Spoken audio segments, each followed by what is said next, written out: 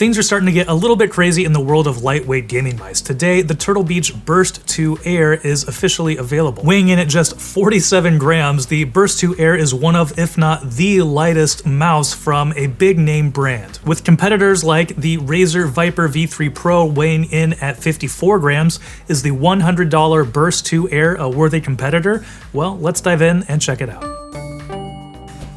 Hey everybody, I'm Jordan with 9 to 5 Toys, and if Burst sounds familiar from some other mice, that's because Turtle Beach bought the brand Rocket back in 2019, and now they're starting to transition all those old pieces of hardware and peripherals over to the Turtle Beach name. And if this 47-gram gaming mouse is what we can expect going forward from Turtle Beach, then I'm all for it. In addition to this Burst 2 Air, Turtle Beach is also releasing some other peripherals today. There are a couple headsets and a keyboard as well. So at its core, Burst Air 2 is a lightweight symmetrical gaming mouse focused at fast-paced FPS gaming. It uses the typical 5-button layout, but it is a 6-button mouse, as there is another little button up here that by default changes the DPI, but that can be configured and mapped to a different input if you'd rather it do something else. For me, it's just far enough away that it's a little bit cumbersome for my thumb to reach up there, so I wouldn't want to map it to something that I want to use very frequently, but if there is something that you really want to have on your mouse and you don't need the DPI switch, that button can be changed. Continuing with the design, while a lot of mice that are very lightweight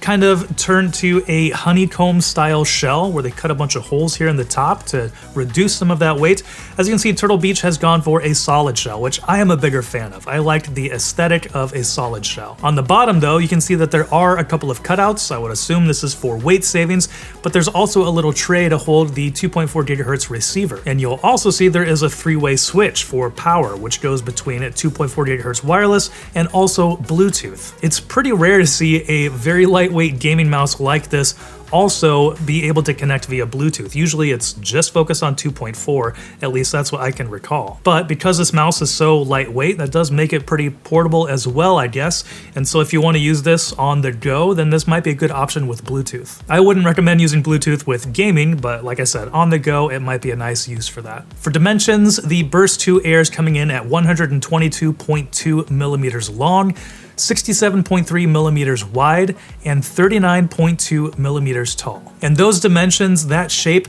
the Burst 2 Air feels a little bit small in my hand. That does put it quite a bit shorter lengthwise than the Viper V3 Pro from Razer, as well as the Superlight 2. In the middle, where you would grip the mouse, it feels just a little bit thinner, but it has some pretty big hips here at the back, and so it is actually wider at the back than both the Viper V3 Pro and the Superlight 2. And while I like that the hump, the kind of peak here on the shell, has been moved towards the back, it still is just a little bit lower than the Viper V3 Pro and the Superlight 2, which for me and the way I use a mouse and the way I grip it, it makes it harder to get contact with the back of my hand on the mouse. If you've been around the channel for a while, you know that I love the Ergo mouse. I love the DeathAdder V3 Pro because it is very comfortable in my hand for both gaming and working. Recently though, I have been using the Viper V3 Pro quite a bit. And transitioning to the Burst 2 Air, I love how lightweight it is, but it is a little bit harder for my hand to get, a very comfortable grip on there. A little bit harder for that. That being said, if you are a fingertip gamer or if you have smaller hands,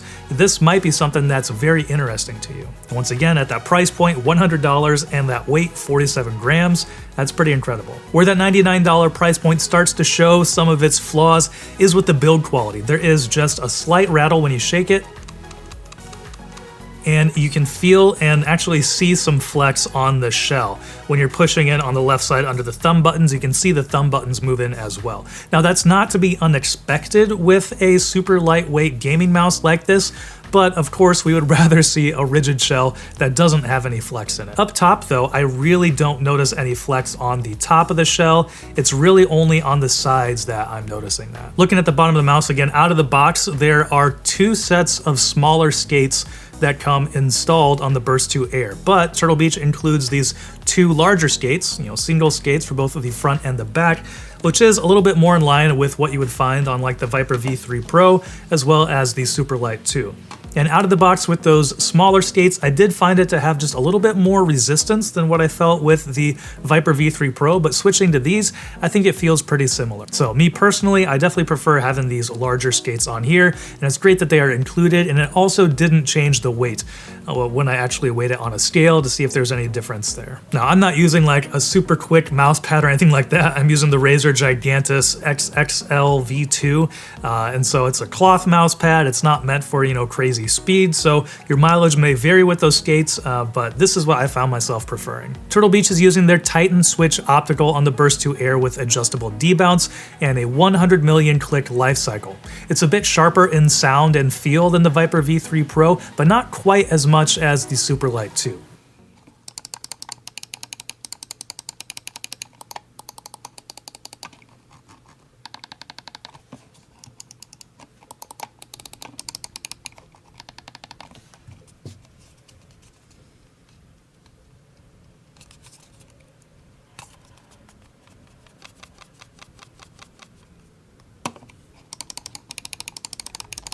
There is very minimal pre-travel and post-travel. Mouse 1 and 2 clicks feel light, snappy, and very satisfying. They have a similar sound to the Superlight 2, but not quite as heavy, which I really enjoy. The Viper V3 Pro sounds a little bit more muffled, so if you like a real snappy click, I think you're gonna really enjoy this. And the thumb buttons on the side also feel similar to the Viper V3 Pro and the Superlight 2. On the Burst 2 Air, it's a little bit higher than the Superlight 2, but it's also a little bit angled, kind of tilted forward a little bit when compared to like the V3 Pro. I found them very easy to find and press, and they have a more tactile click on it too than either of the other mice. Turtle Beach's Owl Eyes sensors delivering up to 36K DPI and 650 IPS tracking speed with a max acceleration of 50 Gs. Through the Swarm 2 software, the debounce time can be changed as well as enabling motion sync and angle snapping. I did most of my testing with this with debounce all the way down, try to get the best response possible. I didn't have any issues with any double clicking, no issues here with the mouse whatsoever when it came to the sensor and tracking. So far, it's felt very solid. One other thing that sets the Burst 2 Air apart from the higher end Viper V3 Pro and the Superlight 2 is the polling rate. Burst 2 Air can only go up to 1K, which is pretty standard, but of course lately with a lot of higher end mice, we've seen higher polling rates. The Viper V3 Pro can go all the way up to 8K wirelessly, and the Superlight 2 can now do 4K wirelessly. Are you really going to be able to notice it, and is it really going to be able to enhance your game? You know, some people I think might feel that a higher polling rate really helps them. I like to play at like 2K or 4K when I am using the Viper V3 Pro, just to know that I am using something faster. But when it comes down to it at the end of the day, you know, unless you're on the tip-top upper echelon of competitive gaming, I don't think that it's going to matter that much. Now, that being said, I don't have any way to really, you know, test the performance of this sensor as far as accuracy and latency, and we do know from other third-party tests, mainly like Optimum Tech, that the Viper V3 Pro and the Superlight 2 both perform very well. Especially the Viper V3 Pro had some pretty incredible accuracy in one of his latest videos. But once again, these are $160 mice, and the Burst 2 Air is coming in at just $99. So a little bit of a difference there when it comes to some of the performance. In talking about the scroll wheel, it's both a little bit smaller and more recessed than the mice that I'm used to using. Because of that, I found myself dragging my finger over the front of the mouse when trying to find and use the scroll wheel. I might get used to it over time, but in the week that I've been using it, I still prefer a larger, more pronounced scroll wheel. Otherwise though, it has enough resistance to avoid accidental activation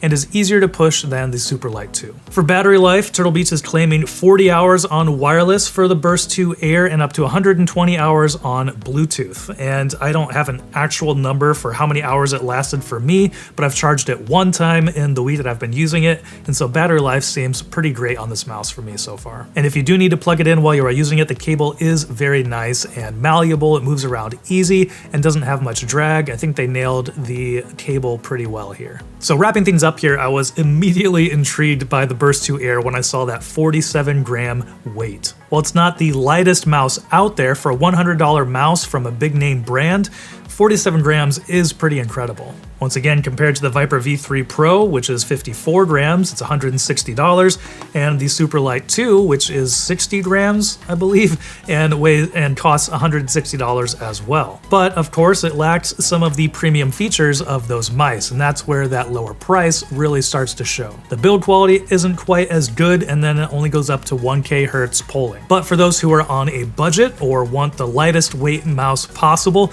or have smaller hands or fingertip style grip, at $100, this might actually be a pretty interesting mouse for you. It's been really fun using at my desk for both work and for gaming, using something this lightweight and easy to move around.